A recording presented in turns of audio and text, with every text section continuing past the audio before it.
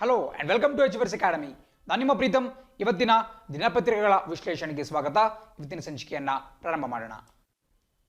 ಮೊದಲನೇ ಸುದ್ದಿ ಹೇಳುತ್ತೆ, centre urge not to allow mining in Kappatagudda. Kappatagudda ಅಂತಕ್ಕಂತಹ ಪ್ರದೇಶ ಕಳೆದ ಕೆಲವು ತಿಂಗಳುಗಳಿಂದ ಕೂಡ ಸಾಕಷ್ಟು ಸುದ್ದಿಯಲ್ಲಿದೆ. ಮೊದಲನೇದಾಗಿ ಇದರಲ್ಲಿ ಕೆಲವು ಅಮೂಲ್ಯವಾದಂತಹ ನಿಕ್ಷೇಪ ಇದೆ, ಅದಿರಿನ ನಿಕ್ಷೇಪ ಇದೆ ಅಂತ ಹೇಳಿ ಸುದ್ದಿ ಬಂತು.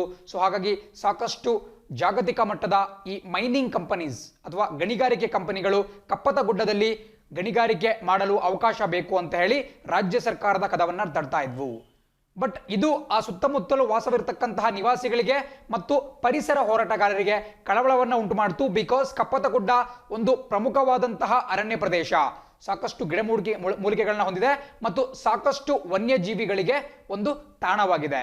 ಸೊ ಇಂತಹ ಕಪ್ಪತಗುಡ್ಡದಲ್ಲಿ ಹೋಗ್ಬಿಟ್ಟು ಗಣಿಗಾರಿಕೆ ನಡೆಸೋದ್ರಿಂದ ಅಲ್ಲಿನ ವನ್ಯಜೀವಿಗೆ ಒಂದು ವಿನಾಶ ಉಂಟಾಗಬಹುದು ಮತ್ತು ಸುತ್ತಮುತ್ತಲಿನ ನಾಗರಿಕರಿಗೆ ತೊಂದರೆ ಉಂಟಾಗಬಹುದು ಅಂತ ಹೇಳಿ ಆರೋಪ ಮಾಡಲಾಗಿತ್ತು. ಸೊ ಅದಕ್ಕೆ ಸಂಬಂಧಪಟ್ಟಂತೆ ಸಾಕಷ್ಟು ಹೋರಾಟಗಳು ಕೂಡ ನಡೀತಾ ಇದ್ವು.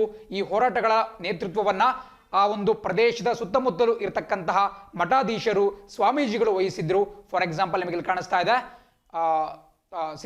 ಸಿದ್ದರಾಮ ಸ್ವಾಮೀಜಿ ಅವರು ಕೂಡ ಈ ಒಂದು ಹೋರಾಟದ ಒಂದು ಮುಂಚೂಣಿಯನ್ನ ವಹಿಸಿದ್ರು.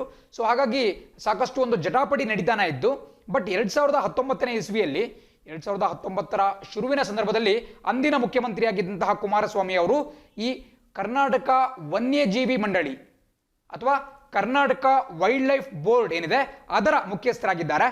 ಯಾವಾಗಲೂ ಕೂಡ ಮುಖ್ಯಮಂತ್ರಿಯವರು X officio chairman of Karnataka wild life board, so ಅದರ ಮುಖ್ಯಸ್ಥರಾಗಿರ್ತಾರೆ. ಸೊ ಆ ಒಂದು ಕೆಪಾಸಿಟಿಯಲ್ಲಿ ಅವರು ಈ ಕಪ್ಪತಗುಡ್ಡ ಪ್ರದೇಶವನ್ನ ವನ್ಯಧಾಮವನ್ನಾಗಿ ವಿಂಗಡಣೆ ಮಾಡಿದ್ರು. ಅಂದ್ರೆ ನಿಮಗೆ ಇಲ್ಲಿ ಕಾಣಿಸ್ತಾ ಇರಬಹುದು, ಕನ್ಸರ್ವೇಷನ್ ರಿಸರ್ವ್ ಅಂತ ಈ ಕಪ್ಪತಗುಡ್ಡವನ್ನ ಅವರು ಡಿಕ್ಲೇರ್ ಮಾಡಿದ್ರು. ಸೊ ಅವಾಗಿಂದ ಅದಕ್ಕೊಂದು ಲೀಗಲ್ ಪ್ರೊಟೆಕ್ಷನ್ ಸಿಕ್ಕಿತ್ತು. ಅಲ್ಲಿ ಗಣಿಗಾರಿಕೆಗೆ ಕಾನೂನುಬದ್ಧ ಅವಕಾಶ ಇರಲಿಲ್ಲ. ಅಂಡ್ ಇದಕ್ಕೆ ಬಹುಮುಖ್ಯವಾದಂತಹ ಕಾರಣ ಅಲ್ಲಿ ನಡೆದಂತಹ ಹೋರಾಟಗಳು ಮತ್ತು ಈ ಕಪ್ಪತಗುಡ್ಡದ ಒಂದು ಇಂಪಾರ್ಟೆನ್ಸ್.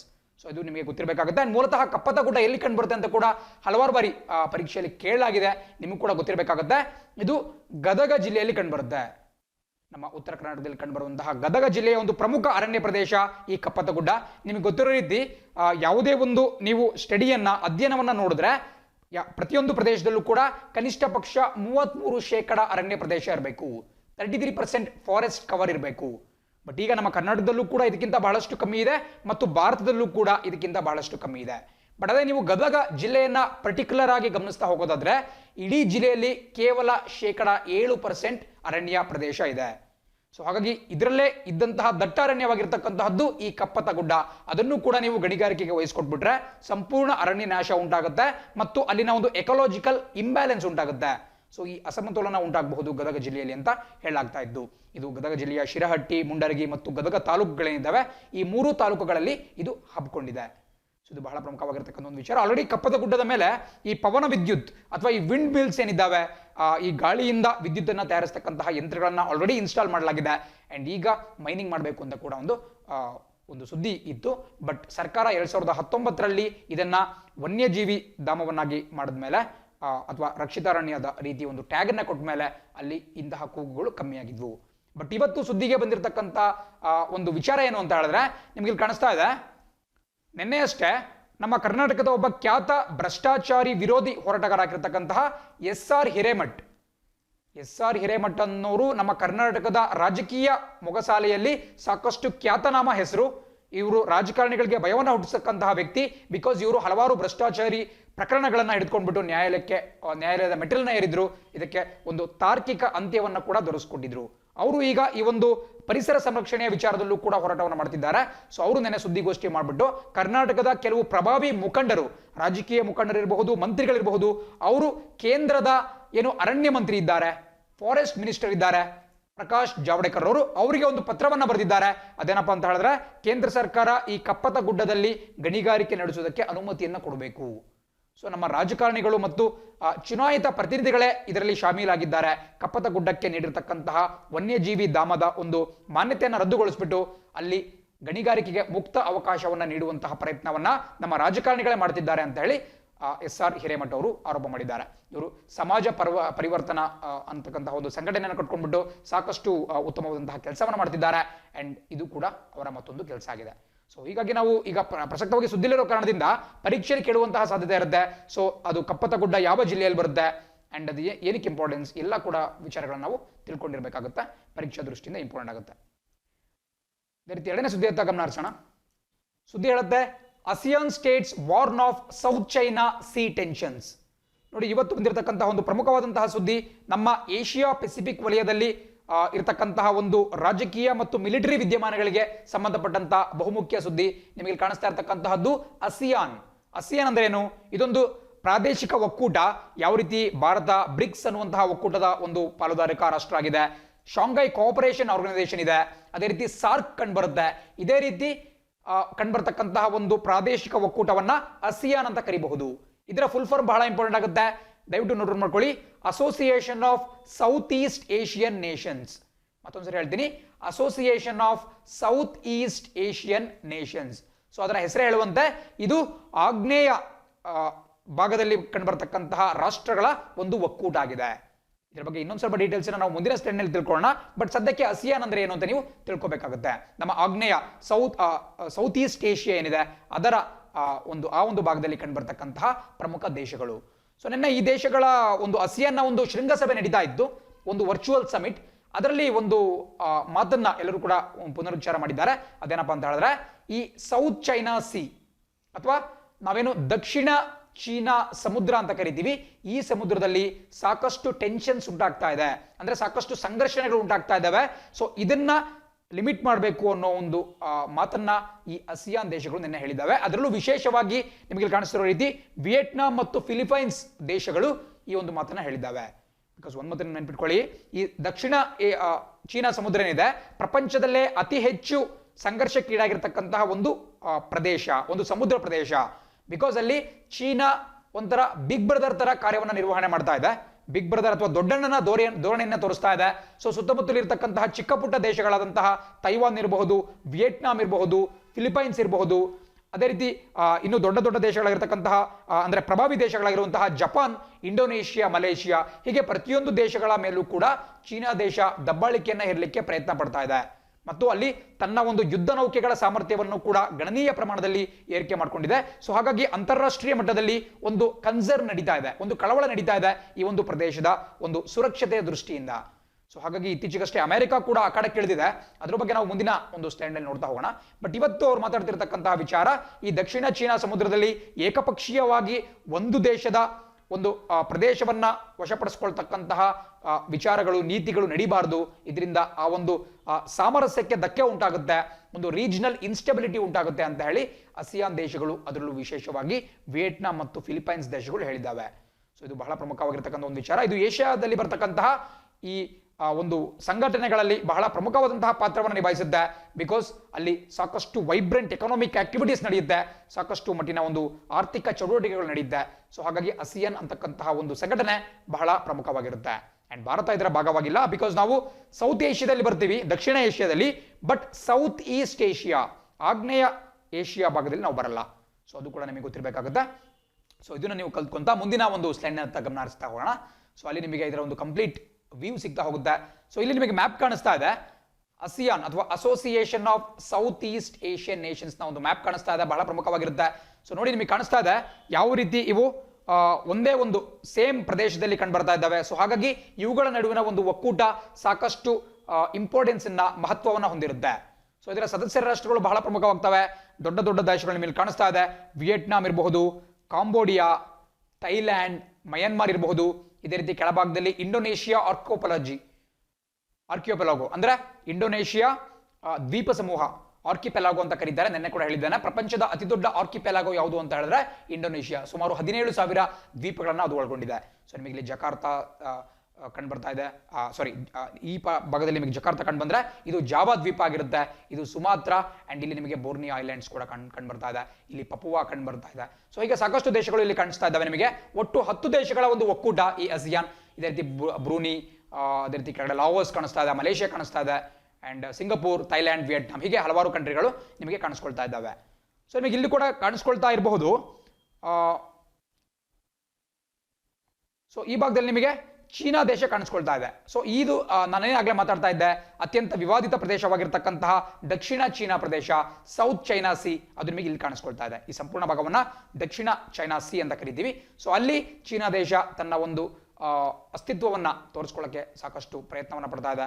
ಸೊ ಇದರಿಂದ ಅಕ್ಕಪಕ್ಕದ ಚಿಕ್ಕ ರಾಷ್ಟ್ರಗಳಿಗೆ ಸಾಕಷ್ಟು ತೊಂದರೆ ಉಂಟಾಗ್ತಾ ಇದೆ. ಸೊ ಈ ಆಸಿಯಾನ್ ಮ್ಯಾಪ್ ನಿಮ್ಮ ತಲೆಯಲ್ಲಿ ಇರಬೇಕಾಗುತ್ತೆ, ಯಾವ್ಯಾವ ದೇಶಗಳು ಬರುತ್ತೆ ಅದರಲ್ಲಿ. ಅಂಡ್ ಅದರ ಕೇಂದ್ರ ಕಚೇರಿ ನಾನು ಆಗಲೇ ತೋರಿಸಿದೆ ಇಲ್ಲಿ ನಿಮಗೆ, ಜಕಾರ್ತಾ, ಇಂಡೋನೇಷ್ಯಾದ ಪ್ರಸಕ್ತ ರಾಜಧಾನಿ ಜಕಾರ್ತದಲ್ಲಿ ಅದರ ಒಂದು ಕೇಂದ್ರ ಕಚೇರಿ ಕಂಡು ಬರುತ್ತೆ. ಇದು ಕೂಡ ಪರೀಕ್ಷಾ ದೃಷ್ಟಿಯಿಂದ ಬಹಳ ಇಂಪಾರ್ಟೆಂಟ್. ಅಂಡ್ ಒಟ್ಟು ಇದು ಪೆಸಿಫಿಕ್ ಓಷನ್ ನಲ್ಲಿ ಕಂಡು ಬರತಕ್ಕಂತಹ ಭಾಗ. ಈ ಕಡೆ ಭಾಗದಲ್ಲಿ ಭಾರತದ ಸಮೀಪದಲ್ಲಿ ಹಿಂದೂ ಮಹಾಸಾಗರ ಬಂದ್ರೆ ಈ ಕಡೆ ನಿಮಗೆ ಪೆಸಿಫಿಕ್ ಸಾಗರ ಬರುತ್ತೆ, ಶಾಂತ ಸಾಗರ ಅಂತ ಕರಿಬಹುದು. ಅದೇ ರೀತಿ ಮುಂದಿನ ಸುದ್ದಿ ನೋಡ್ತಾ ಹೋಗೋಣ. ಸೊ ಇದಕ್ಕೆ ಸಂಬಂಧಪಟ್ಟಂತೆ ಮತ್ತೊಂದು ಸುದ್ದಿ ಇದು, ಇವತ್ತಿನ ವಿಜಯ ಕರ್ನಾಟಕ ದಿನಪತ್ರಿಕೆಯಲ್ಲಿ ಬಂದಿರತಕ್ಕಂತಹದ್ದು, ಚೀನಾ ಸಂಘರ್ಷ, ಅಮೆರಿಕ ರಂಗಪ್ರವೇಶ. ನೋಡಿ, ಪರೋಕ್ಷವಾಗಿ ಭಾರತ ಮತ್ತು ಚೀನಾ ನಡುವೆ ಏನು ಗಡಿ ವಿವಾದ, ಒಂದು ಸಂಘರ್ಷ ನಡೀತಾ ಇದೆ, ಅದಕ್ಕೆ ಅಮೆರಿಕ ರಂಗಪ್ರವೇಶವನ್ನ ಮಾಡಿದೆ. America has made an entry into the scene ಅಂತ ಕರಿಬಹುದು. ನೋಡಿ, ಅಮೆರಿಕ ಯಾವಾಗಲೂ ಕೂಡ ಈ ಅಂತಾರಾಷ್ಟ್ರೀಯ ವಿಚಾರಗಳಲ್ಲಿ ತನ್ನ ಮೂಗನ್ನ ತೂರಿಸ್ತಾನೆ ಇರುತ್ತೆ. ಇವಾಗಲೂ ಕೂಡ ಅದು ತನ್ನ ಒಂದು ಮೂಗು ತೂರಿಸಲಿಕ್ಕೆ ಪ್ರಯತ್ನ ಪಡ್ತಾ ಇದೆ. ಬಟ್ ಇದು ನಮಗೆ ಸ್ವಾಗತಾರ್ಹ, ಯಾಕಂದ್ರೆ ಈ ಬಾರಿ ಅಮೆರಿಕ ಮತ್ತು ಚೀನಾ ನಡುವೆ ಸಾಕಷ್ಟು ತಮ್ಮದೇ ಆದಂತಹ ವಿವಾದಗಳು ಇರುವಂತಹ ಕಾರಣದಿಂದ ಭಾರತ ಪರವಾದಂತಹ ಧೋರಣೆಯನ್ನ ಅಮೆರಿಕ ಹೊಂದಿರುತ್ತೆ. ಅಮೆರಿಕ ಯಾವ ರೀತಿ ರಂಗ ಪ್ರವೇಶ ಮಾಡ್ತಿದೆಯಪ್ಪ ಅಂತ ಹೇಳಿದ್ರೆ, ನಿಮಗೆ ಕಾಣಿಸ್ತಾ ಇದೆ ಇಂಡೋ ಪೆಸಿಫಿಕ್ ರೀಜನ್. ನಾನಾಗಲೇ ನಿಮಗೆ ಹೇಳಿದೆ, ಪೆಸಿಫಿಕ್ ಸಮುದ್ರ ಮತ್ತು ಇಂಡಿಯಾ ಆ ಭಾಗದಲ್ಲಿ ಏನು ಕಂಡು ಬರುತ್ತೆ, ಇಂಡೋ ಪೆಸಿಫಿಕ್ ರೀಜನ್ ಅಂತ ಕರಿತೀವಿ. ಸೊ ಅದು ಚೀನಾಕ್ಕೆ ಬಹಳ ಪ್ರಮುಖವಾಗಿರ್ತಕ್ಕಂಥ ಒಂದು ಪ್ರದೇಶ. ಅಲ್ಲಿ ಅಮೆರಿಕ ತನ್ನ 3 ಯುದ್ಧ ನೌಕೆಗಳನ್ನ ಅಲ್ಲಿಗೆ ಕಳಿಸ್ಕೊಟ್ಟಿದೆ. ಜಸ್ಟ್ ಸಿಂಬಲೈಸ್ ಮಾಡ್ತಾ ಇದೆ, ಬಿಕಾಸ್ ಕಳೆದ ಕೆಲವು ವರ್ಷಗಳಿಂದ ಅಮೆರಿಕ ಈ ಪೆಸಿಫಿಕ್ ವಲಯದಲ್ಲಿ ಸಾಕಷ್ಟು ಯುದ್ಧ ಚಟುವಟಿಕೆಗಳನ್ನ, ಸೇನಾ ಚಟುವಟಿಕೆಗಳನ್ನ ಮಾಡ್ತಾ ಇದೆ. ಸೊ ದಟ್ ಚೀನಾ ದೇಶವನ್ನ ಒಂದು ಹದ್ದು ಬಸ್ತಿನಲ್ಲಿ ಇಟ್ಕೊಳ್ಬೇಕು ಅನ್ನೋ ಉದ್ದೇಶದಿಂದ. ಅಂಡ್ ಇತ್ತೀಚೆಗಷ್ಟೇ ನಾನು ಇನ್ನೊಂದು ವಿಷಯದ ಬಗ್ಗೆ ಮಾತಾಡಿದೆ, ಅದೇನಪ್ಪ ಅಂತ ಹೇಳಿದ್ರೆ, ಯುರೋಪ್ನಲ್ಲಿ ಒಂದು ವಿವಾದ ನಡೀತಿತ್ತು. ಜರ್ಮನಿಯಲ್ಲಿ ಇರ್ತಕ್ಕಂತಹ ಅಮೆರಿಕಾದ ಸೈನಿಕರ ಬಲವನ್ನ ಅಮೆರಿಕ ಕಡಿತಗೊಳಿಸಲಿಕ್ಕೆ ಪ್ಲಾನ್ ಮಾಡಿದ್ದು. ಪ್ರಸಕ್ತವಾಗಿ 52,000 ಅಮೆರಿಕನ್ ಯೋಧರಿದ್ರು. ಅದರಲ್ಲಿ 25,000 ತುಕಡಿಗಳನ್ನ ವಾಪಸ್ ಕಳಿಸ್ಕೊಳ್ಬೇಕು ಅಂತ ಹೇಳಿ ಅಮೆರಿಕ ತೀರ್ಮಾನ ಮಾಡಿತ್ತು. ಸೊ ಆ 25,000 ಜನರನ್ನ ನಮ್ಮ ಏಷ್ಯಾ ಪೆಸಿಫಿಕ್ ವಲಯಕ್ಕೆ ಕಳಿಸಬಹುದು ಅಂತ ಒಂದು ಸುದ್ದಿ ಹರಿದಾಡ್ತಾ ಇದೆ. ಬಿಕಾಸ್ ನೀವು ಇವತ್ತಿನ ಪ್ರಜಾವಾಣಿ ದಿನಪತ್ರಿಕೆ ನೋಡಿದ್ರು ಕೂಡ ಅಲ್ಲಿ ಬಹಳ ಅದ್ಭುತವಾದಂತಹ ಒಂದು ಆರ್ಟಿಕಲ್ ಅನ್ನ ಕೊಟ್ಟಿದ್ದಾರೆ. ಅದನ್ನ ಅನ್ಫಾರ್ಚುನೇಟ್ಲಿ ಇವತ್ತು ಇನ್ಕ್ಲೂಡ್ ಮಾಡೋಕ್ಕಾಗಿಲ್ಲ, ಬಿಕಾಸ್ ಅದು ತುಂಬಾ ದೊಡ್ಡ ಸೈಜ್ ಇರೋದ್ರಿಂದ ಅದನ್ನ ಝೂಮ್ ಮಾಡಿ ಹಾಕಕ್ಕೆ ಕಷ್ಟ ಆಗುತ್ತೆ. ಸೊ ಅದರಲ್ಲಿ ಏನ್ ಕೊಟ್ಟಿದ್ದಾರೆ ಅಂದ್ರೆ, ಅಮೆರಿಕ ಪ್ರಪಂಚದ ನಾನಾ ಭಾಗಗಳಲ್ಲಿ ಹೊಂದಿರತಕ್ಕಂತಹ ಒಂದು ಬೇಸ್ ಅಥವಾ ಸೇನಾ ನೆಲೆಗಳ ಬಗ್ಗೆ ಅಲ್ಲಿ ಡೀಟೇಲ್ಸ್ ಅನ್ನ ಕೊಡಲಾಗಿದೆ. ಸೊ ಅಮೆರಿಕ, ಬಿಕಾಸ್ ನೀವು 2011ಕ್ಕೆ ನೀವು ನಿಮ್ಮ ನೆನಪನ್ನ ಮೆಲುಕು ಹಾಕ್ತಾ ಹೋಗೋದಾದ್ರೆ, ಏನು ಕುಖ್ಯಾತ ಭಯೋತ್ಪಾದಕ ಒಸಾಮಾ ಬಿನ್ ಲಾಡೆನ್ ಅನ್ನ ಪಾಕಿಸ್ತಾನದಲ್ಲೇ ಅಮೆರಿಕನ್ನರು ಹೊಡೆದುಳಿಸಿದ್ರು. ಅದು 2011ರಲ್ಲಿ ಪಾಕಿಸ್ತಾನದ ಅಬೋಟಾಬಾದ್ ಅನ್ನುವಂತಹ ಪ್ರದೇಶದಲ್ಲಿ ಈ ಒಂದು ಕಾರ್ಯಾಚರಣೆ ನಡೆಯುತ್ತೆ. ಆ ಕಾರ್ಯಾಚರಣೆ ಮಾಡಲಿಕ್ಕೆ ಅಮೆರಿಕಕ್ಕೆ ಹೇಗೆ ಸಾಧ್ಯ ಆಯ್ತಪ್ಪ ಅಂತ ಹೇಳಿದ್ರೆ, ಅವರು ಆಲ್ರೆಡಿ ಪಾಕಿಸ್ತಾನದಲ್ಲಿ ತಮ್ಮ ಒಂದು ಸೇನಾ ನೆಲೆಯನ್ನ ಹೊಂದಿದ್ರು ಮತ್ತು ತಮ್ಮ ಕೆಲವು ಸೇನಾ ಟುಕಡಿಗಳು ಪಾಕಿಸ್ತಾನದಲ್ಲೇ ಬೀಡು ಬಿಟ್ಟಿದ್ವು.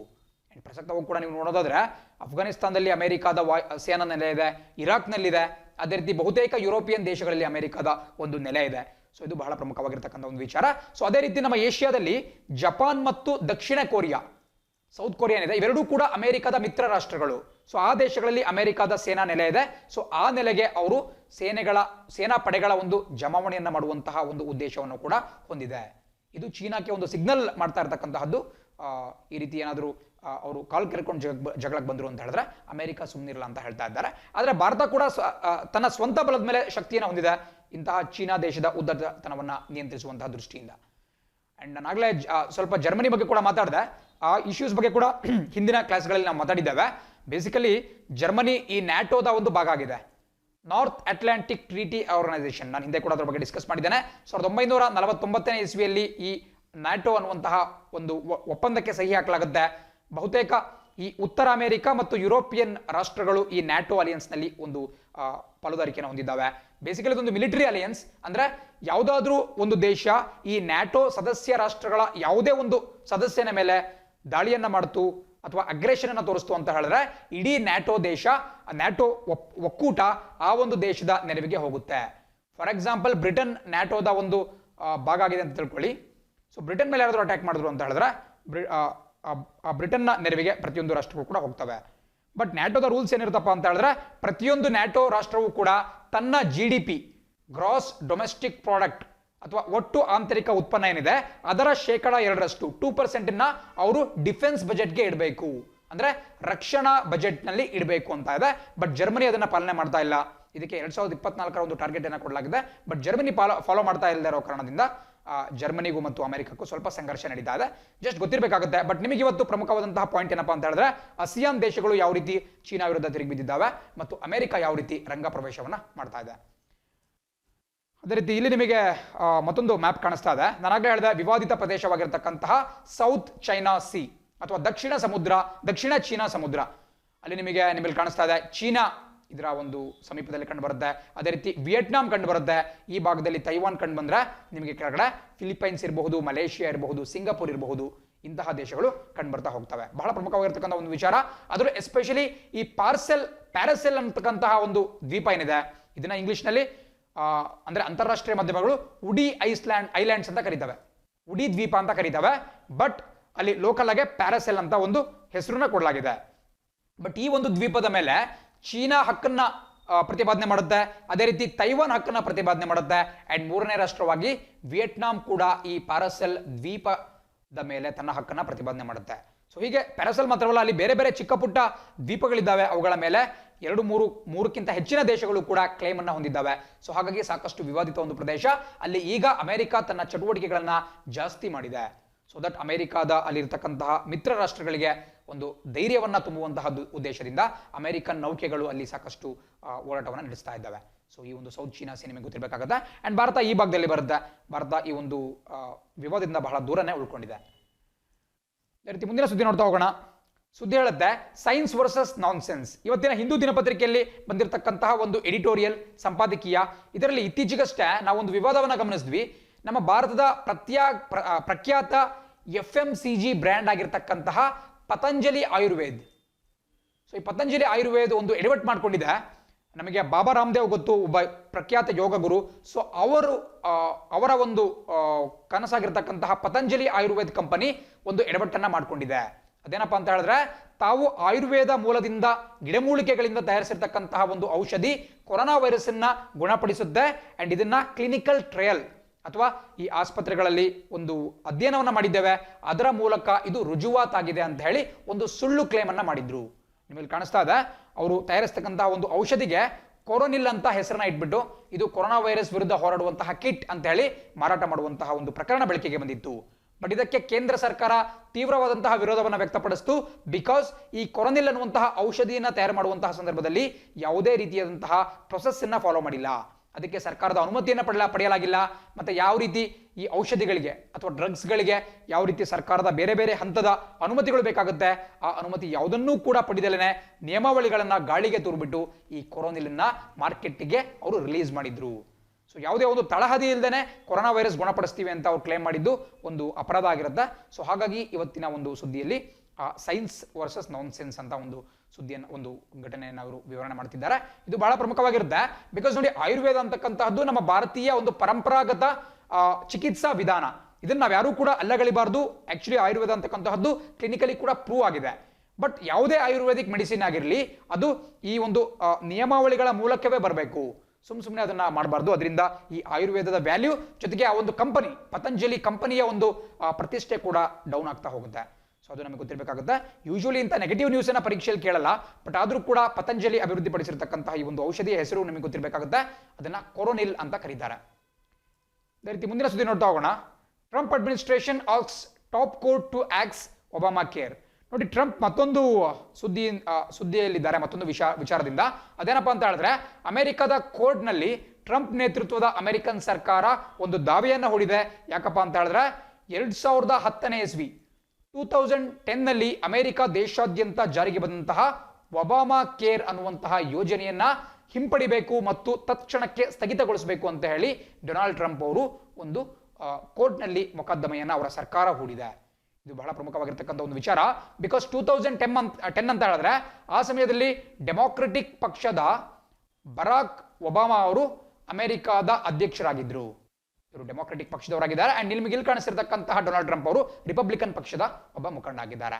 ಅಂಡ್ ಆ ಸಮಯದಲ್ಲಿ ಅವರು ನಿಮಗೆ ಕಾಣಿಸಿರೋ ರೀತಿ ACA ಅನ್ನುವಂತಹ ಕಾಯ್ದೆಯೊಂದನ್ನ ಜಾರಿಗೆ ತಂದಿದ್ರು. ಅದನ್ನ ದಯವಿಟ್ಟು ಬರ್ಕೋಬೇಕಾಗುತ್ತೆ. ಕೆಲವೊಮ್ಮೆ ದೊಡ್ಡ ದೊಡ್ಡ ಪರೀಕ್ಷೆಯಲ್ಲಿ ಇಂತಹ ಪ್ರಶ್ನೆಗಳನ್ನು ಕೂಡ ಕೇಳ್ತಾ ಹೋಗ್ತಾರೆ. ಸೊ ಅಮೆರಿಕದಲ್ಲಿ ಸದ್ಯಕ್ಕೆ ಸುದ್ದಿಯಲ್ಲಿರತಕ್ಕಂತಹ ACA ಆಕ್ಟ್ ನ ವಿಸ್ತೃತ ರೂಪ ಏನು ಅಂತ ಕೇಳಬಹುದು. ಸೊ ಅದನ್ನ ಬರ್ಕೋಬೇಕಾಗುತ್ತೆ. ಅಫೋರ್ಡೆಬಲ್ ಕೇರ್ ಆಕ್ಟ್, ಇನ್ನೊಂದ್ಸರಿ ಹೇಳ್ತೀನಿ, ಅಫೋರ್ಡೆಬಲ್ ಕೇರ್ ಆಕ್ಟ್ 2010 2010 ಇಸ್ವಿಯಲ್ಲಿ ಬರಾಕ್ ಒಬಾಮಾ ಅವರು ಇದನ್ನ ಜಾರಿಗೆ ತಂದಿದ್ರು. ಅಫೋರ್ಡೆಬಲ್ ಕೇರ್ ಆಕ್ಟ್ ಅಂದ್ರೆ ಏನು ಅಂದ್ರೆ ಕೈಗೆಟುಕುವ ಬೆಲೆಯಲ್ಲಿ ಆರೈಕೆ ಕಾಯ್ದೆ ಅಂತ ಕರಿಬಹುದು. ಸೊ ನೋಡಿ, ಒಂದ್ ಮಾತು ನೆನ್ಪಿಟ್ಕೋಬೇಕು, ನಮ್ಮ ಭಾರತ ಒಂದು ಮಿಕ್ಸ್ಡ್ ಎಕಾನಮಿ. ನಿಮಗೆ ಗೊತ್ತಿರೋ ರೀತಿ ನಮ್ದು ಕ್ಯಾಪಿಟಲಿಸ್ಟ್ ಎಕಾನಮಿನೂ ಕೂಡ ಅಲ್ಲ, ಸ್ಟೇಟ್ ಎಕಾನಮಿನೂ ಕೂಡ ಅಲ್ಲ, ಒಂದು ಮಿಕ್ಸ್ಡ್ ಎಕಾನಮಿ ಅಂತ ಹೇಳಿದ್ರೆ ಇಲ್ಲಿ ಸರ್ಕಾರಿ ಸ್ವಾಮ್ಯದ ಕಂಪನಿಗಳು ಕೂಡ ಇರ್ತವೆ, ಜೊತೆಗೆ ಖಾಸಗಿಯವರ ಅಂದ್ರೆ ಬಂಡವಾಳಶಾಹಿ ವ್ಯಕ್ತಿಗಳ ಕ್ಯಾಪಿಟಲಿಸ್ಟ್ಗಳ ಕಂಪನಿಗಳು ಕೂಡ ಇರ್ತವೆ. ಜಸ್ಟ್ ನಿಮಗೆ ಎಕ್ಸಾಂಪಲ್ ಕೊಡಬೇಕು ಅಂತ ಹೇಳಿದ್ರೆ sale, steel authority of India limited, sale ಇದೊಂದು ಸರ್ಕಾರಿ ಸ್ವಾಮ್ಯದ ಸಂಸ್ಥೆ ಆಗಿದೆ. ಅದೇ ರೀತಿ ಇದೇ ಉಕ್ಕು ತಯಾರಿಕೆ ಅಥವಾ ಸ್ಟೀಲನ್ನ ಮ್ಯಾನುಫ್ಯಾಕ್ಚರ್ ಮಾಡತಕ್ಕಂತಹ ಮತ್ತೊಂದು ಕಂಪನಿ JSW, ಇದು ನಿಮಗೆ ಒಂದು ಖಾಸಗಿ ಕಂಪನಿ, ಒಂದು ಕ್ಯಾಪಿಟಲಿಸ್ಟ್ ಕಂಪನಿ. ಸೊ ಹಾಗಾಗಿ ಭಾರತದಲ್ಲಿ ಎರಡೂ ರೀತಿಯಾದಂತಹ ಕಂಪನಿಗಳು ಅಸ್ತಿತ್ವದಲ್ಲಿದ್ದಾವೆ. ಹಾಗಾಗಿ ನಮ್ಮನ್ನ ಒಂದು ಮಿಶ್ರ ಆರ್ಥಿಕತೆ ಅಂತ ಕರೆಯಲಾಗುತ್ತೆ. ಬಟ್ ಅಮೆರಿಕದಲ್ಲಿ ಹಂಗಲ್ಲ, ಅದು ಕಂಪ್ಲೀಟ್ ಒಂದು ಕ್ಯಾಪಿಟಲಿಸ್ಟ್ ಎಕಾನಮಿ ಅಂದ್ರೆ ಬಂಡವಾಳಶಾಹಿ ಆರ್ಥಿಕತೆ. ಸೊ ಹಾಗಾಗಿ ಅಮೆರಿಕದಲ್ಲಿ ನಿಮಗೆ ಸರ್ಕಾರಿ ಆಸ್ಪತ್ರೆಗಳು, ಸರ್ಕಾರಿ ಚಿಕಿತ್ಸೆಗಳು ಸಿಗ್ತಾ ಹೋಗಲ್ಲ. ಅಮೆರಿಕದಲ್ಲಿ ಯಾವುದಾದ್ರೂ ಒಬ್ಬ ಬಡ ವ್ಯಕ್ತಿಗೆ ಗುರುತರವಾದಂತಹ ಕಾಯಿಲೆ ಬಂತು ಅಂತ ಹೇಳಿದ್ರೆ ಅವನಿಗೆ ಟ್ರೀಟ್ಮೆಂಟ್ ತಗೊಳಕ್ಕೆ ದುಡ್ಡಿರಲ್ಲ. ಬಿಕಾಸ್ ಅಲ್ಲಿನ ಟ್ರೀಟ್ಮೆಂಟ್ ಕಾಸ್ಟ್, ಚಿಕಿತ್ಸಾ ವೆಚ್ಚ ಸಾಕಷ್ಟು ದುಬಾರಿಯಾಗಿದೆ ಭಾರತದಂತಹ ದೇಶಗಳಿಗೆ ಕಂಪೇರ್ ಮಾಡಿದ್ರೆ. ಭಾರತದಲ್ಲಂತೂ ಪ್ರತಿಯೊಂದು ವಿಭಾಗದಲ್ಲೂ ಕೂಡ ಸದ್ಯಕ್ಕೆ ಸರ್ಕಾರಿ ಆಸ್ಪತ್ರೆಗಳಿದ್ದಾವೆ, ಉಚಿತವಾದಂತಹ ಒಂದು ಚಿಕಿತ್ಸೆಯನ್ನು ಕೂಡ ಕೊಡಲಾಗುತ್ತೆ. ಅದಕ್ಕೆ ಪ್ರಧಾನ ಮಂತ್ರಿ ಜನ್ ಆರೋಗ್ಯ ಯೋಜನಾ PMJ ಅನ್ನುವಂತಹ ಕೆಲವು ಮಹತ್ತರವಾದಂತಹ ಯೋಜನೆಗಳನ್ನ ಸರ್ಕಾರ ಜಾರಿಗೆ ತಂದಿದೆ. ಬಟ್ ಅಮೆರಿಕದಲ್ಲಿ ಇಂತಹ ಯೋಜನೆಗಳು ಇಲ್ಲ. ಸೊ ಹಾಗಾಗಿ ಈ ಕಾಮನ್ ಅಮೆರಿಕಾದ ಒಂದು ಆರ್ಡಿನರಿ ಸಿಟಿಜನ್ಸ್ ಏನಿರ್ತಾರೆ ಅವರ ರಕ್ಷಣೆಗೆ ಬರುವಂತಹ ಉದ್ದೇಶದಿಂದ ಒಬಾಮಾ ಕೇರ್ ಅನ್ನ 2010ರಲ್ಲಿ ಜಾರಿಗೆ ತರಲಾಯಿತು. ಇದನ್ನ ಅಧಿಕೃತವಾಗಿ ಅಫೋರ್ಡೆಬಲ್ ಕೇರ್ ಆಕ್ಟ್ 2010 ಅಂತ ಕರೀತಾರೆ. ಬಟ್ ಅದರ ಹೆಸರು ಇರತಕ್ಕಂತಹದ್ದು ಒಬಾಮಾ ಕೇರ್, ಬಿಕಾಸ್ ಇದನ್ನ ಬರಾಕ್ ಒಬಾಮಾ ಅವರು ಜಾರಿಗೆ ತಂದಿದ್ರು. ಬಟ್ ಇದಕ್ಕೆ ಬಹಳಷ್ಟು ಆರೋಪ ಕೂಡ ಇದ್ವು, ಬಿಕಾಸ್ ಇದು ಕಂಪಲ್ಸರಿ ಆಗಿತ್ತು, ಕಡ್ಡಾಯ ಆಗಿತ್ತು. ಪ್ರತಿಯೊಬ್ಬರು ಕೂಡ ಈ ಒಂದು ಇನ್ಶೂರೆನ್ಸ್, ಬೇಸಿಕಲಿ ಒಬಾಮಾ ಕೇರ್ ಅಂದ್ರೆ ಒಂದು ವಿಮಾ ಯೋಜನೆ, ಒಂದು ಆರೋಗ್ಯ ವಿಮೆ ಅಥವಾ ಹೆಲ್ತ್ ಇನ್ಶೂರೆನ್ಸ್. ಸೊ ಪ್ರತಿಯೊಬ್ಬರು ಕೂಡ ಸಾಕಷ್ಟು ದುಬಾರಿಯಾಗಿರ್ತಕ್ಕಂತಹ ಪ್ರೀಮಿಯಂ ಅನ್ನ ಪಾವತಿ ಮಾಡಿ ಜಾಯ್ನ್ ಆಗಲೇಬೇಕಾಗಿತ್ತು. ಸೊ ಸಾಕಷ್ಟು ಜನ ಇದಕ್ಕೆ ವಿರೋಧವನ್ನು ಕೂಡ ವ್ಯಕ್ತಪಡಿಸಿದ್ರು. ಸೊ ಹಾಗಾಗಿ ಡೊನಾಲ್ಡ್ ಟ್ರಂಪ್ ಅವರು 2016ರ ಚುನಾವಣೆ ಸಂದರ್ಭದಲ್ಲಿ ತಮ್ಮ ಒಂದು ಪ್ರಣಾಳಿಕೆಯಲ್ಲಿ ಒಂದು ಘೋಷಣೆಯನ್ನ ಮಾಡಿದ್ರು. ಅದೇನಪ್ಪ ಅಂತ ಹೇಳಿದ್ರೆ, ತಾವು ಅಧಿಕಾರಕ್ಕೆ ಬಂದಲ್ಲಿ ಈ ACA ಅಥವಾ ಒಬಾಮಾ ಕೇರ್ ಆಕ್ಟ್ ಅನ್ನ ವಾಪಸ್ ಪಡಿತೀವಿ ಅಂತ ಹೇಳಿ.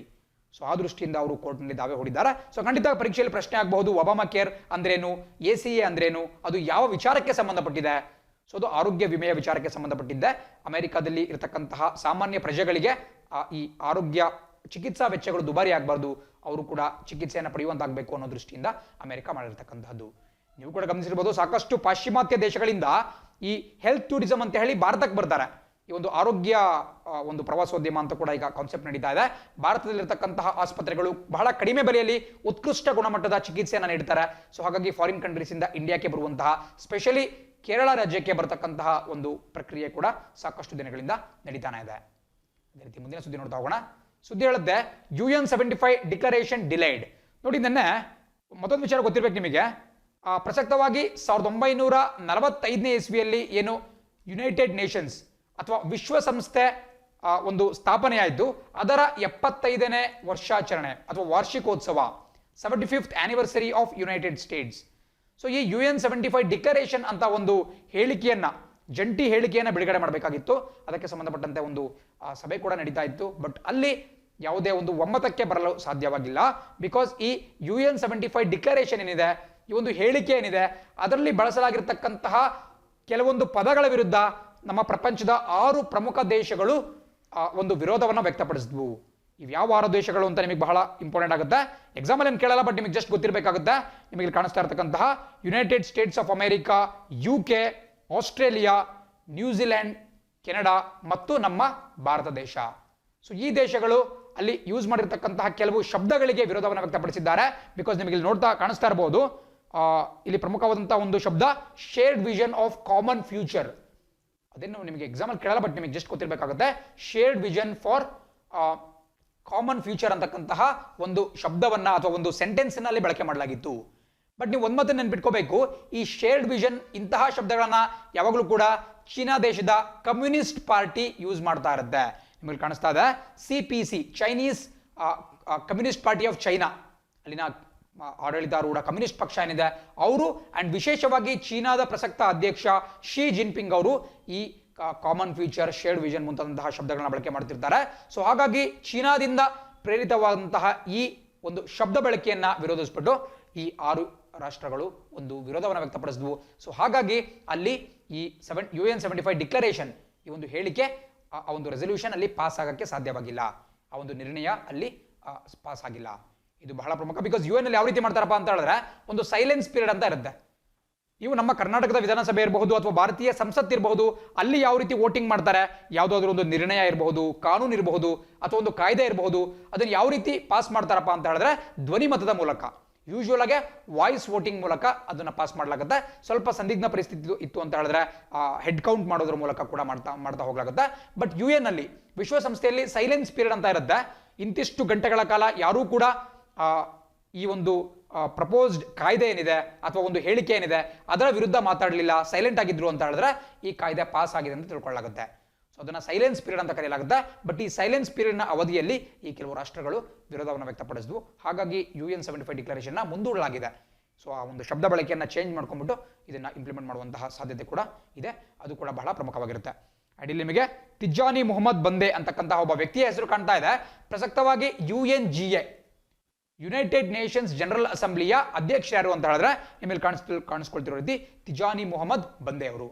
ಇವರು ಮೂಲತಃ ಒಬ್ಬ ನೈಜೀರಿಯಾದ ಒಬ್ಬ ರಾಜತಾಂತ್ರಿಕ ಅಧಿಕಾರಿ, ನೈಜೀರಿಯಾದವರು, ಆಫ್ರಿಕನ್ ದೇಶ. ಸೊ ಇವರು ಪ್ರಸಕ್ತವಾಗಿ UNGA ಅಧ್ಯಕ್ಷರಾಗಿದ್ದಾರೆ. ನಾನು ಹಿಂದೆ ಕೂಡ ಹೇಳಿದ್ದೇನೆ, ನಮ್ಮ ವಿಶ್ವಸಂಸ್ಥೆಯಲ್ಲಿ 2 ಪ್ರಮುಖವಾದಂತಹ ಭಾಗಗಳು ಕಂಡುಬರುತ್ತೆ. ಒಂದು UNSC ಅಥವಾ ಯುನೈಟೆಡ್ ನೇಷನ್ಸ್ ಸೆಕ್ಯೂರಿಟಿ ಕೌನ್ಸಿಲ್, ಮತ್ತೊಂದು UNGA ಅಥವಾ ಯುನೈಟೆಡ್ ನೇಷನ್ಸ್ ಜನರಲ್ ಅಸೆಂಬ್ಲಿ. ಕನ್ನಡದಲ್ಲಿ ಹೇಳೋದಾದ್ರೆ ಇದು ವಿಶ್ವಸಂಸ್ಥೆಯ ಒಂದು ಭದ್ರತಾ ಮಂಡಳಿ, ಇದು ವಿಶ್ವಸಂಸ್ಥೆಯ ಸಾಮಾನ್ಯ ಸಭೆ, ಜನರಲ್ ಅಸೆಂಬ್ಲಿ. ಇದು ಕೂಡ ಬಹಳ ಪ್ರಮುಖವಾಗಿರುತ್ತೆ. ನಿಮಗೆ UNGA ಅಲ್ಲಿ ವಿಶ್ವಸಂಸ್ಥೆಯ ಪ್ರತಿಯೊಂದು ಸದಸ್ಯ ರಾಷ್ಟ್ರವೂ ಕೂಡ ಈ ಸಾಮಾನ್ಯ ಸಭೆಯ ಒಬ್ಬ ಸದಸ್ಯರಾಗಿರ್ತಾರೆ. ಬಟ್ UNSC ಯಲ್ಲಿ ನಿಮಗೆ 5+10 ಅಂದ್ರೆ 5 ಜನ ಪರ್ಮನೆಂಟ್ ಮೆಂಬರ್ಸ್ ಅಥವಾ ಏನು P5 ಅಂತ ಕರಿತೀವಿ, ಅಥವಾ ಕಾಯಂ ಸದಸ್ಯರು 5 ಜನ, ಇನ್ನೂ 10 ಜನ ತಾತ್ಕಾಲಿಕ ಅಥವಾ ಟೆಂಪರರಿ ಮೆಂಬರ್ಸ್ ಆಗಿರ್ತಾರೆ. ಇತ್ತೀಚೆಗಷ್ಟೇ ಭಾರತವು ಕೂಡ ಈ UNSCಯ ತಾತ್ಕಾಲಿಕ ಮೆಂಬರ್ ಆಗಿ 8ನೇ ಬಾರಿಗೆ ಆಯ್ಕೆ ಆಯಿತು. ಅದು ಕೂಡ ನಿಮಗೆ ಬಹಳ ಪ್ರಮುಖವಾಗಿ ಗೊತ್ತಿರಬೇಕಾಗುತ್ತೆ. ಅಂಡ್ UNGA ಬಗ್ಗೆ ನೋಡೋದಾದ್ರೆ ಇದುವರೆಗೂ ಕೂಡ 75th UNGA ಇರತಕ್ಕಂತಹದ್ದು. ಇದುವರೆಗೂ ಕೂಡ ಭಾರತೀಯರು ಕೇವಲ ಒಂದೇ ಒಂದು ಬಾರಿ ಈ ವಿಶ್ವಸಂಸ್ಥೆಯ ಸಾಮಾನ್ಯ ಸಭೆಯ ಅಧ್ಯಕ್ಷರಾಗಿದ್ದಾರೆ. ಅದು ಯಾವಾಗಪ್ಪ ಅಂದ್ರೆ ತುಂಬಾ ಹಿಂದೆ 1953. ದಯವಿಟ್ಟು ಬರ್ಕೋಬೇಕು, ಇದೊಂದು ಸ್ಟ್ಯಾಟಿಕ್ GK ಪ್ರಶ್ನೆ ಆಗಿರುತ್ತೆ, ಕೆಲವೊಮ್ಮೆ ಪರೀಕ್ಷೆಯಲ್ಲಿ ಕೇಳ್ತಾರೆ. ಸೊ 1953 ಭಾರತದ ಮೊಟ್ಟ ಮೊದಲ ಪ್ರಧಾನಮಂತ್ರಿ ಜವಾಹರ್ಲಾಲ್ ನೆಹರು ಅವರ ಸಹೋದರಿ ವಿಜಯಲಕ್ಷ್ಮಿ ಪಂಡಿತ್ ಅವರು, ನೋಡ್ಕೋಬೇಕಾಗುತ್ತೆ, ವಿಜಯಲಕ್ಷ್ಮಿ ಪಂಡಿತ್ ಅವರು ಈ UNGA ಅಥವಾ ವಿಶ್ವಸಂಸ್ಥೆಯ ಸಾಮಾನ್ಯ ಸಭೆಯ ಅಧ್ಯಕ್ಷರಾಗಿ ಕಾರ್ಯವನ್ನು ನಿರ್ವಹಣೆ ಮಾಡಿದ್ರು. ಇದು ಪರೀಕ್ಷಾ ದೃಷ್ಟಿಯಿಂದ ಬಹಳ ಪ್ರಮುಖವಾಗಿರುತ್ತೆ. ಅಂಡ್ ಇದುವರೆಗೂ ಕೂಡ ನೈಜೀರಿಯಾದವರು ಇದ್ರು. ಬಟ್ ಇದರ ನೆಕ್ಸ್ಟ್ ಟರ್ಕಿಯ ವ್ಯಕ್ತಿ ಒಬ್ರು ಈ UNGA ಪ್ರೆಸಿಡೆಂಟ್ ಆಗ್ತಾರೆ. ಈ ರೀತಿ ಮುಂದಿನ ಸುದ್ದಿ ನೋಡ್ತಾ ಹೋಗೋಣ. Turkey court sentences 121 to life for coup ಬಿಡ್.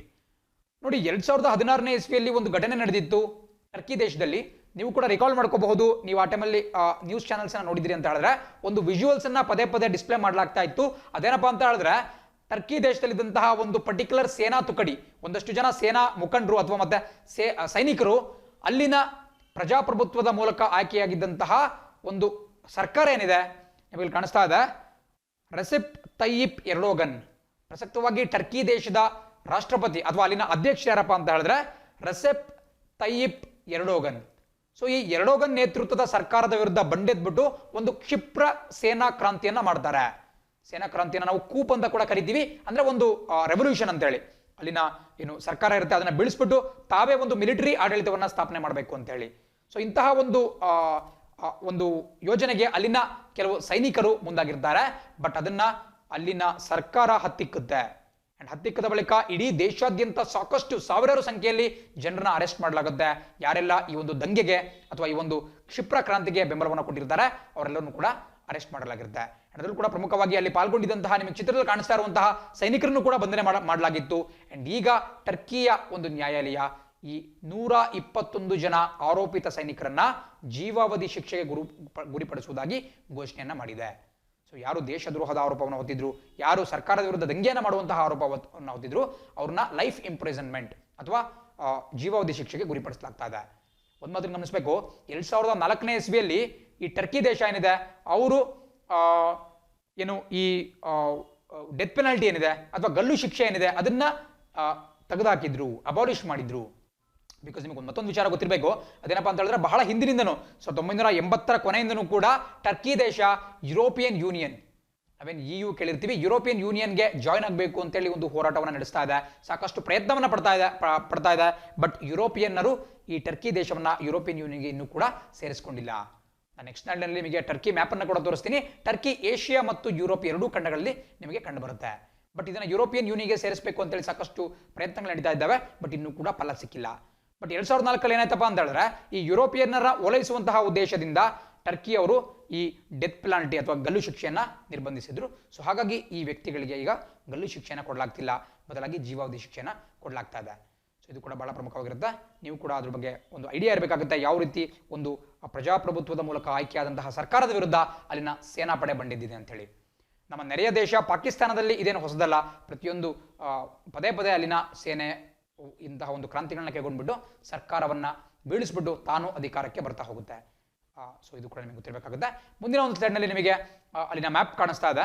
ನಾನಾಗಲೇ ಹೇಳಿದೆ ಟರ್ಕಿ ಬಂದ್ಬಿಟ್ಟು ಏಷ್ಯಾ ಮತ್ತು ಯುರೋಪ್ ಎರಡೂ ಭಾಗದಲ್ಲಿ ಕಂಡುಬರುತ್ತೆ ಅಂತೇಳಿ. ನಿಮಗೆ ಇಲ್ಲಿ ರಷ್ಯಾ ಕಂಡುಬರ್ತಾ ಇದ್ರೆ, ಕೆಳಭಾಗದಲ್ಲಿ ನಿಮಗೆ ಇರಾನ್, ಇರಾಕ್ ಮತ್ತು ಸಿರಿಯಾಗಳು ಕಂಡುಬರ್ತಾ ಇದ್ದಾವೆ. ಸೊ ಇದು ಏಷ್ಯಾದ ಭಾಗ ಆದರೆ, ಈ ಭಾಗದಲ್ಲಿ ನೀವು ನೋಡ್ತಾ ಹೋಗೋದಾದ್ರೆ ಅದು ಸಂಪೂರ್ಣವಾಗಿ ಯುರೋಪ್ ನ ಭಾಗಕ್ಕೆ ಸೇರ್ತಾ ಹೋಗುತ್ತೆ.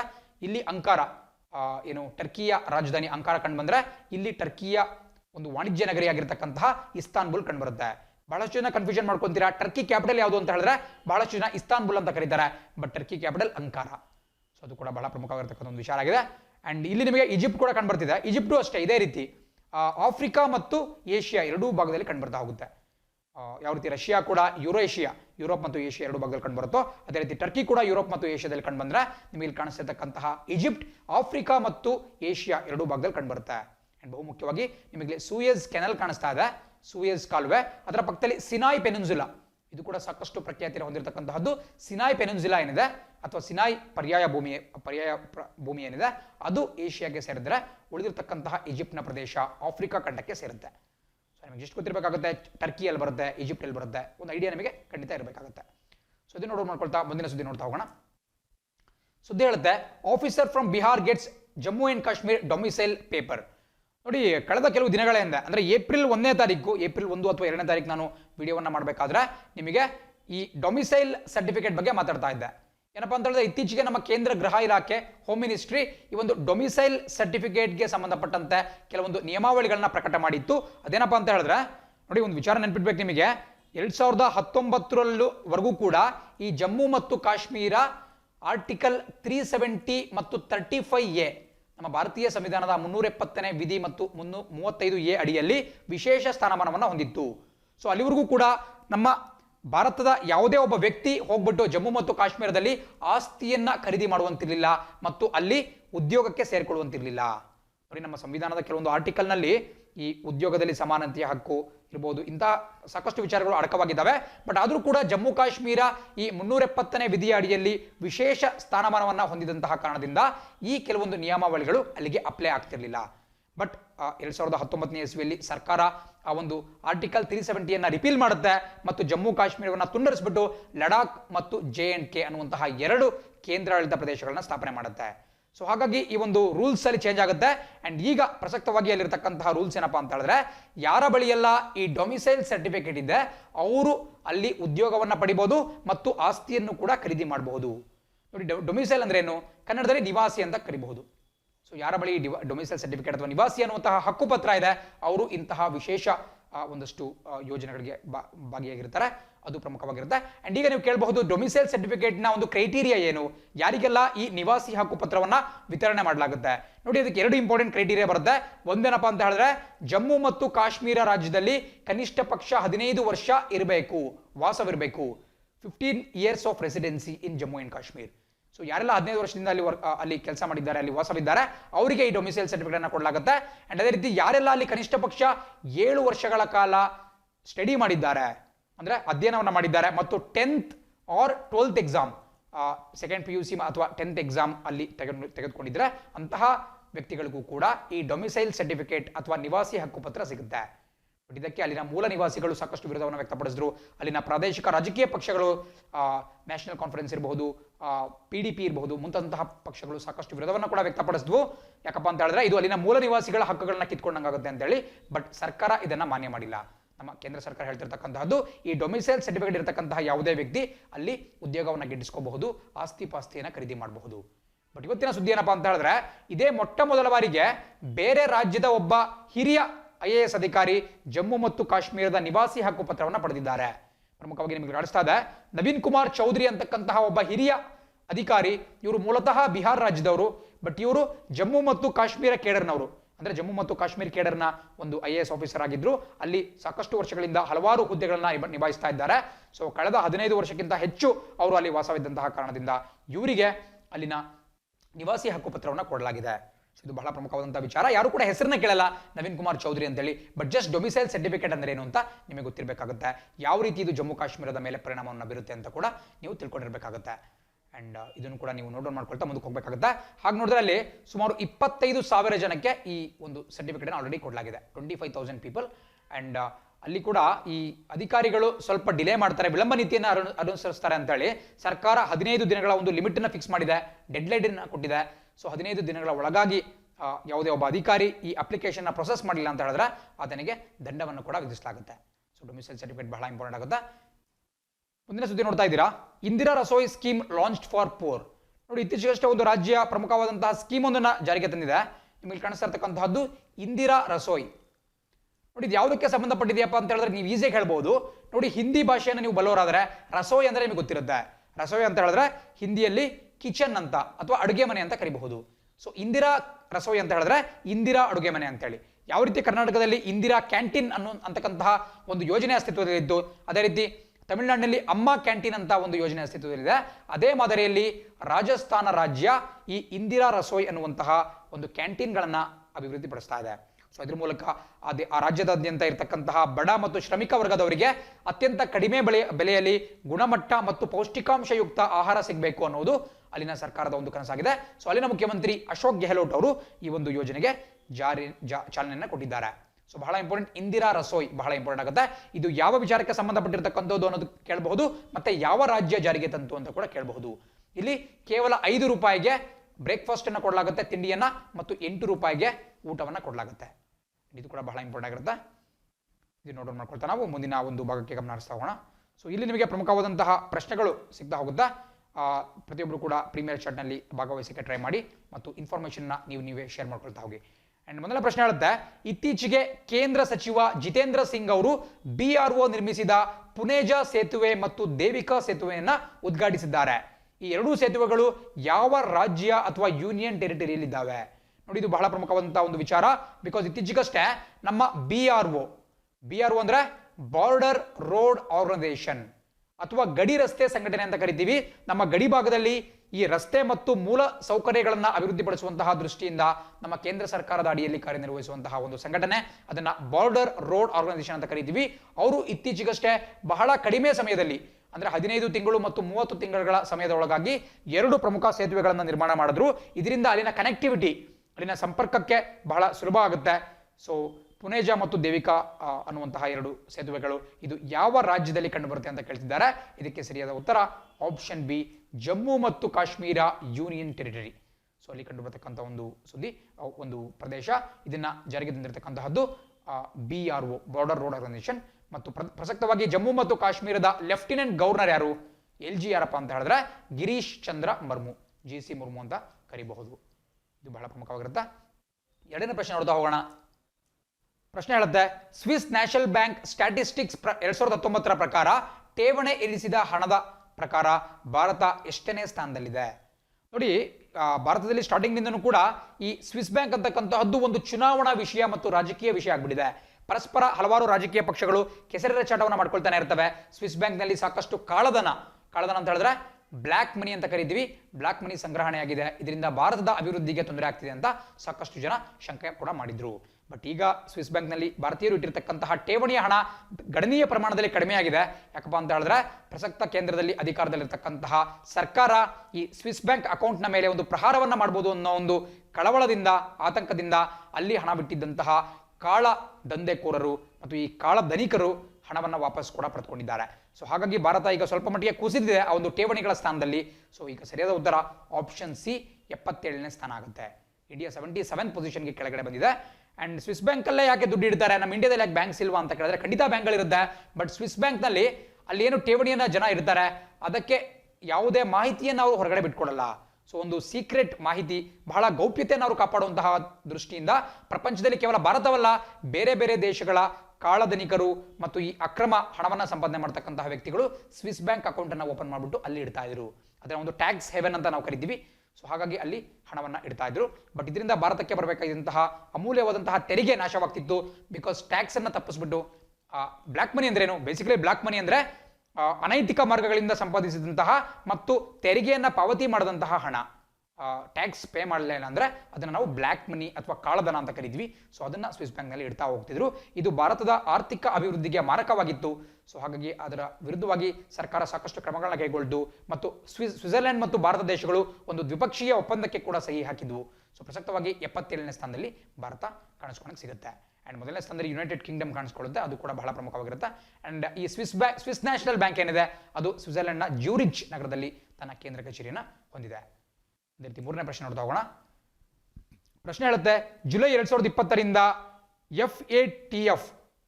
FATF financial action task force ಅಧ್ಯಕ್ಷ ಸ್ಥಾನವನ್ನ ಯಾವ ದೇಶ ವಹಿಸಿಕೊಳ್ಳುತ್ತೆ? ನೋಡಿ, ಕೆಲವು ಕ್ಲಾಸ್ಗಳ ಹಿಂದೆ ನಾನು ಈ FATF ಅನ್ನುವಂತಹ ಸಂಘಟನೆ ಬಗ್ಗೆ ಮಾತಾಡಿದ್ದೆ. 1989ನೇ ಇಸ್ವಿಯಲ್ಲಿ ಇದನ್ನ G7 ರಾಷ್ಟ್ರಗಳು, ಇನ್ನು ಗ್ರೂಪ್ ಆಫ್ 7 G7 ರಾಷ್ಟ್ರಗಳ ಒಂದು ಒಕ್ಕೂಟ ಬರುತ್ತೆ. ಆ ಒಕ್ಕೂಟ ಈ ಫೈನಾನ್ಷಿಯಲ್ ಆಕ್ಷನ್ ಟಾಸ್ಕ್ ಫೋರ್ಸ್ ಅಂತಕ್ಕಂತಹ ಒಂದು ಸಂಘಟನೆಯನ್ನ ಹುಟ್ಟು ಹಾಕಿತ್ತು. ಇದರ ಮೂಲ ಉದ್ದೇಶ ಏನಪ್ಪಾ ಅಂತ ಹೇಳಿದ್ರೆ ಎರಡು ಬರುತ್ತೆ. ಒಂದು ಮೂಲತಃವಾಗಿ ಈ ಟೆರರಿಸಂ ರಿಲೇಟೆಡ್, ಅಂದ್ರೆ ಈ ಭಯೋತ್ಪಾದನಾ ಚಟುವಟಿಕೆಗಳಿಗೆ ರವಾನೆ ಆಗ್ತಕ್ಕಂತಹ ಹಣವನ್ನ ಒಂದು ಪ್ರಿವೆಂಟ್ ಮಾಡುವುದು, ಅದನ್ನ ತಡೆಗಟ್ಟುವುದು. ಅಂಡ್ ಮತ್ತೊಂದು ಈ ಮನಿ ಲಾಂಡ್ರಿಂಗ್. ನಾನು ಹಿಂದೆ ಕೂಡ ಹೇಳಿದ್ದೇನೆ ಮನಿ ಲಾಂಡ್ರಿಂಗ್ ಅಂದ್ರೆ ಏನು ಅಂತೇಳಿ. ಸೊ ಈ ಮನಿ ಲಾಂಡ್ರಿಂಗ್ ಪ್ರಕ್ರಿಯೆಯನ್ನು ತಡೆಗಟ್ಟುವಂತಹ ಉದ್ದೇಶದಿಂದ ಈ FATF ನ 1989ನೇ ಇಸ್ವಿಲಿ ಇದಕ್ಕೆ ಚಾಲನೆಯನ್ನು ಕೊಡಲಾಗಿತ್ತು. ಇದು ತನ್ನ ಕೇಂದ್ರ ಕಚೇರಿಯನ್ನ ಫ್ರಾನ್ಸ್ ದೇಶದ ರಾಜಧಾನಿ ಪ್ಯಾರಿಸ್ನಲ್ಲಿ ಹೊಂದಿದೆ. ಅಂಡ್ ಈಗ ಹೊಸ ಅಧ್ಯಕ್ಷರು ಈ FATFಗೆ ಬರ್ತಾ ಇದ್ದಾರೆ. ಸೊ ಅದು ಯಾವ ದೇಶ ಅಂತ ನಿಮಗೆ ಪ್ರಶ್ನೆ ಕೇಳ್ತಾ ಇದ್ದಾರೆ. ಇದಕ್ಕೆ ಸರಿಯಾದ ಉತ್ತರ ಆಪ್ಷನ್ ಡಿ, ಜರ್ಮನಿ ಆಗಿರುತ್ತೆ. ಸೊ ಜರ್ಮನಿಯ ವ್ಯಕ್ತಿ ಇನ್ನು ಮುಂದೆ FATFನ ಅಧ್ಯಕ್ಷರಾಗ್ತಾರೆ. ಇದುವರೆಗೂ ಕೂಡ ಚೀನಾ ದೇಶದ ವ್ಯಕ್ತಿ ಇದರ ಅಧ್ಯಕ್ಷರಾಗಿದ್ರು.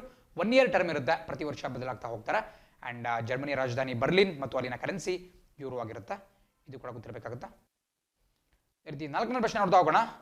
ಪ್ರಶ್ನೆ ಹೇಳುತ್ತೆ, ಕುಂಭಾರ್ ಸಶಕ್ತೀಕರಣ್ ಯೋಜನಾ ಯಾವ ಸಂಸ್ಥೆ ಪ್ರಾರಂಭಿಸಿದೆ?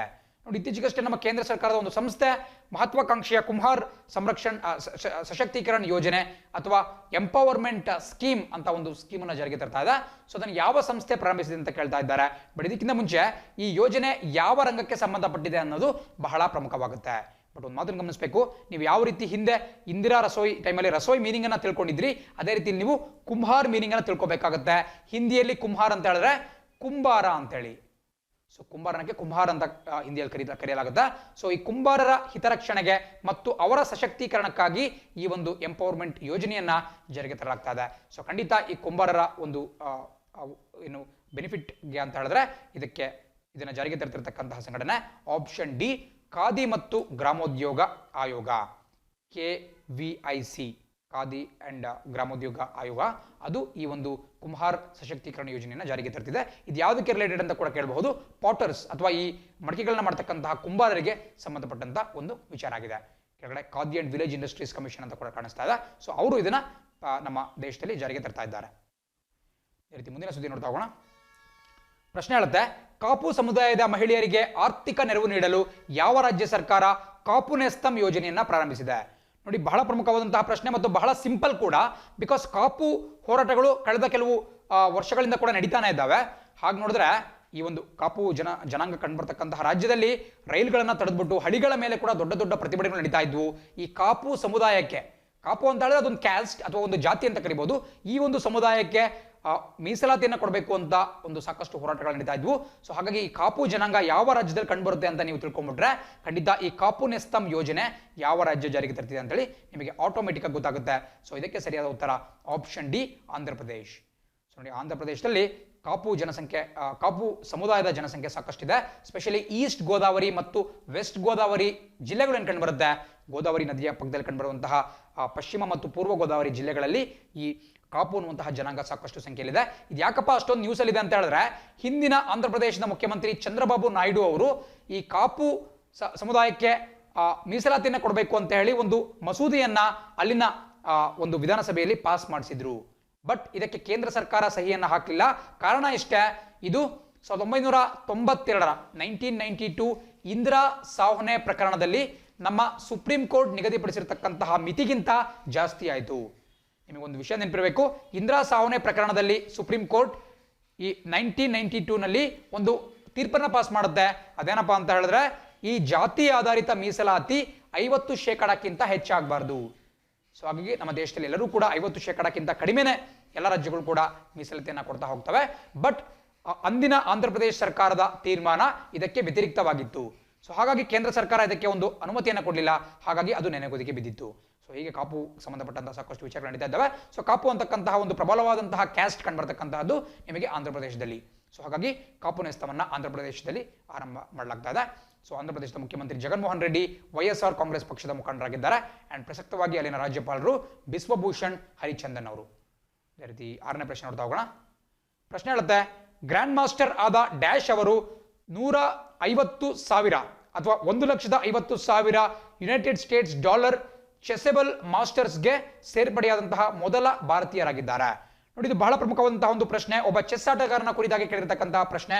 ಬಟ್ ನೀವು ಮುಂಚೆ ಈ ಚೆಸೆಬಲ್ ಮಾಸ್ಟರ್ಸ್ ಅನ್ನುವಂತಹ ಒಂದು ಟೂರ್ನಮೆಂಟ್ ನ ಬಗ್ಗೆ ತಿಳ್ಕೊಬೇಕಾಗುತ್ತೆ. ಪ್ರಪಂಚಾದ್ಯಂತ ಸುಮಾರು 11 ಜನ ಅತ್ಯುನ್ನತ ಚೆಸ್ ಆಟಗಾರರು ಸೇರಿಬಿಟ್ಟು ಆಡ್ತಿರ್ತಕ್ಕಂತಹ ಒಂದು ಆನ್ಲೈನ್ ಚೆಸ್ ಕಾಂಪಿಟೇಷನ್. ಪ್ರಸಕ್ತವಾಗಿ ಕೊರೋನಾ ಇರೋ ಕಾರಣದಿಂದ ಈ ಚೆಸ್ ಆಟಗಾರರು ದೇಶದಿಂದ ದೇಶಕ್ಕೆ ಹೋಗ್ಬಿಟ್ಟು ಆಟ ಆಡಕ್ಕೆ ಸಾಧ್ಯವಾಗಲ್ಲ. ಸೊ ಆನ್ಲೈನ್ ನಲ್ಲೇ ಈ ಚೆಸೆಬಲ್ ಮಾಸ್ಟರ್ಸ್ ಅನ್ನುವಂತಹ ಟೂರ್ನಮೆಂಟ್ ನ ಆಯೋಜನೆ ಮಾಡಲಾಗ್ತಾ ಇದೆ.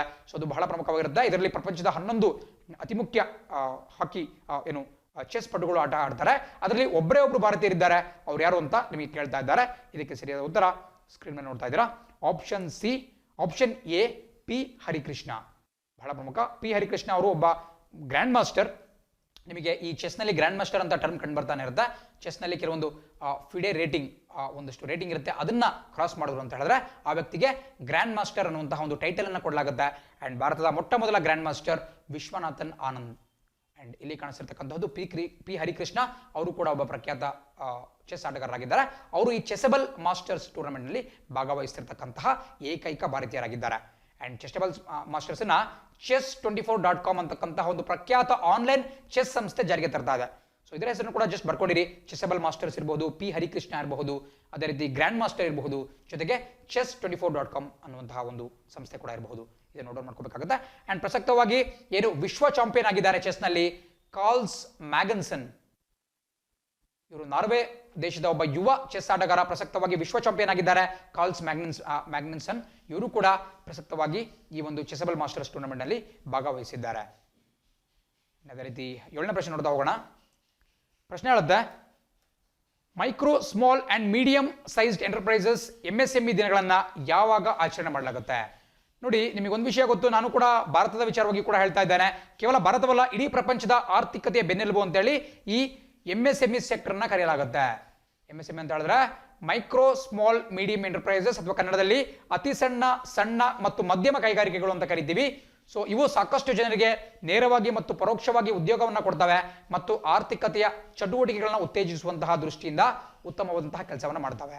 ಸೊ ಇವುಗಳ ಕುರಿತಾಗಿ ಜಾಗೃತಿಯನ್ನು ಮೂಡಿಸಲಿಕ್ಕೆ ಮತ್ತು ಇವುಗಳಿಗೆ ಒಂದು ಇಂಬನ್ನು ನೀಡುವಂತಹ ಉದ್ದೇಶದಿಂದ United Nations general assembly UNGA, ನಾನು ಆಗ್ಲೇ ತಾನೇ ಹೇಳ್ತಾ ಇದ್ದ UNGA, ಪ್ರಸಕ್ತವಾಗಿ ಅದರ ಅಧ್ಯಕ್ಷರು ಯಾರು ಅಂಡ್ ಪ್ರಸಕ್ತವಾಗಿ ಮುಂದೆ ಬರುವಂತಹ ಅಧ್ಯಕ್ಷರಾಗಿರ್ಬೋದು, ಇದ್ರ ಬಗ್ಗೆ ಹೇಳ್ತಾ ಇದ್ದೆ. ಸೊ ಈ UNGA ಅವರು ಜನರಲ್ ಅಸೆಂಬ್ಲಿ ಅಥವಾ ಸಾಮಾನ್ಯ ಸಭೆಯವರು ಈ MSME ಡೇ ಅನ್ನ ಪ್ರತಿ ವರ್ಷ ಆಚರಣೆ ಮಾಡ್ತಾ ಹೋಗ್ತಾರೆ. ಸೊ ಇದಕ್ಕೆ ಸರಿಯಾದ ಉತ್ತರ ಸ್ಕ್ರೀನ್ ಮೇಲೆ ಕಾಣಿಸ್ಕೊಳ್ತಾ ಇದೆ. Option C, June 27. ಸೊ ಪ್ರತಿ ವರ್ಷ ಜೂನ್ 27 ಅಂದು ಇದನ್ನು ಆಚರಣೆ ಮಾಡಲಾಗುತ್ತೆ. 2017ರಿಂದ ಇದನ್ನ ನಮ್ಮ UNGA ಅವರು ಆಚರಣೆ ಮಾಡ್ತಾ ಇದ್ದಾರೆ. ಅಂಡ್ ಪ್ರಸಕ್ತವಾಗಿ UNGA ಅಧ್ಯಕ್ಷ ನೈಜೀರಿಯಾ ಮೂಲದ ಟಿಜಾನಿ ಮೊಹಮ್ಮದ್ ಬಂದೆ ಅವರು. ಅಂಡ್ ಅದೇ ರೀತಿ ಈ UNGA ಕೇಂದ್ರ ಕಚೇರಿ ನ್ಯೂಯಾರ್ಕ್ ನಲ್ಲಿ ಕಂಡುಬರುತ್ತೆ, ಅಮೆರಿಕ ದೇಶದಲ್ಲಿ.